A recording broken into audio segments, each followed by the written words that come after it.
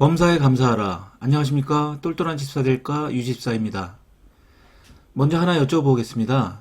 사람들이 캠핑할 때 대개는 집보다 불편한 상황인데도 재미있고 신나는 이유가 무엇일까요?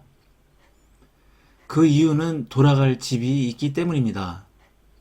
돌아갈 집이 있기 때문에 캠핑이 재미있고 신난다는 것은 깊이 생각해 봐야 할 주제입니다.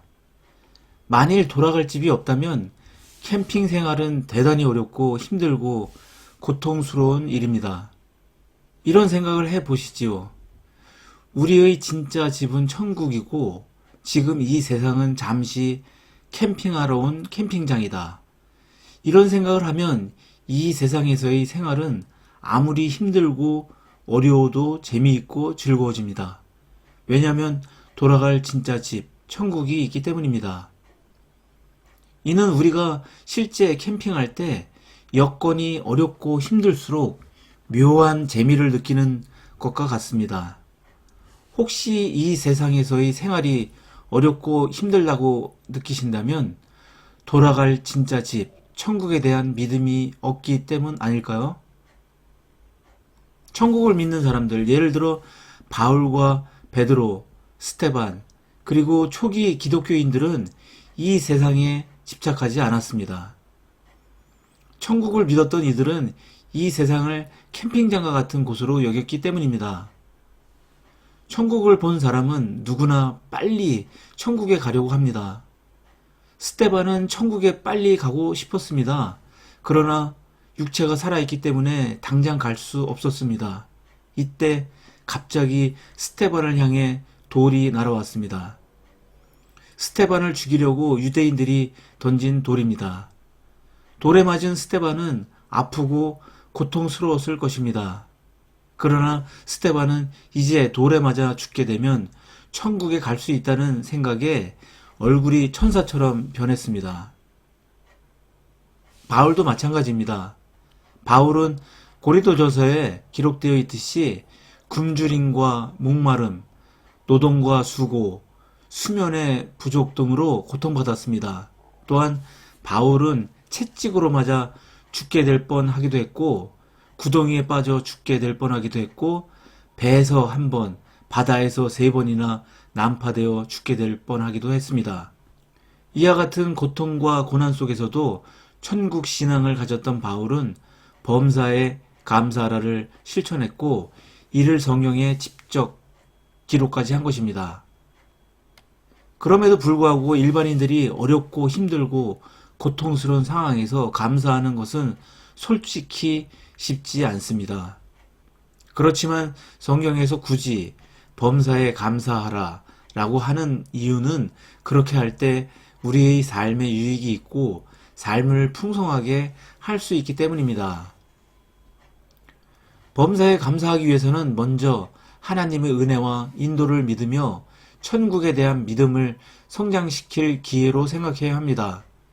이러는 가운데 일상 속에서 감사하는 마음을 실천하며 다른 사람들을 섬기면서 하나님의 은혜와 사랑을 나누는 것이 중요합니다.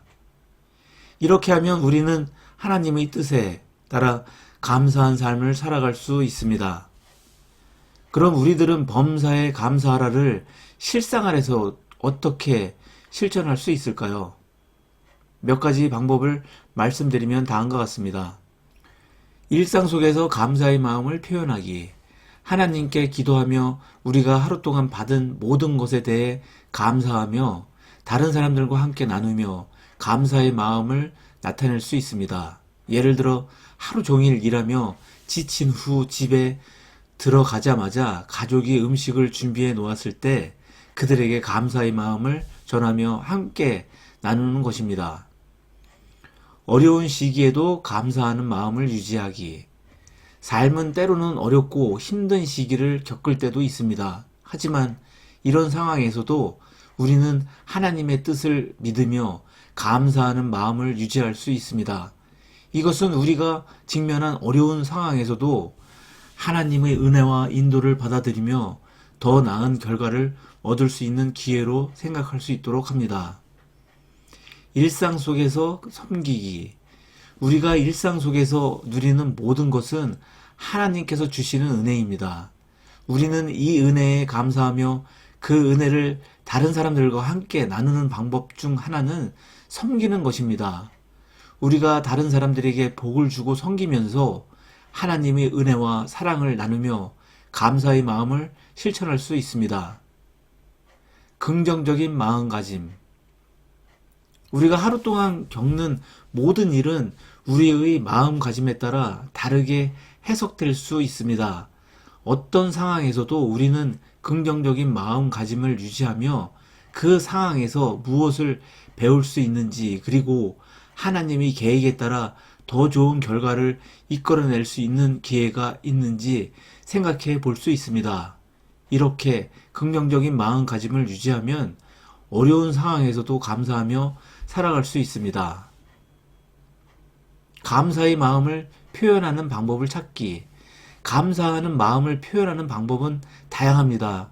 하나님께 기도하며 감사의 말씀을 전하거나 친구나 가족에게 감사의 인사를 전하는 것 등이 있습니다. 또한 다른 사람들의 고난을 덜어주고 돕는 것도 하나님의 은혜에 대한 감사를 표현하는 방법 중 하나입니다.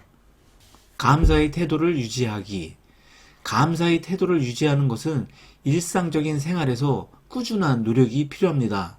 이를 위해서는 우리가 받는 모든 것에 대해 감사하며 그것들을 당연하게 생각하지 않고 이를 일관적으로 실천하는 것이 필요합니다. 이러한 감사의 태도를 유지하면 우리는 더욱 풍성한 삶을 살아갈 수 있습니다.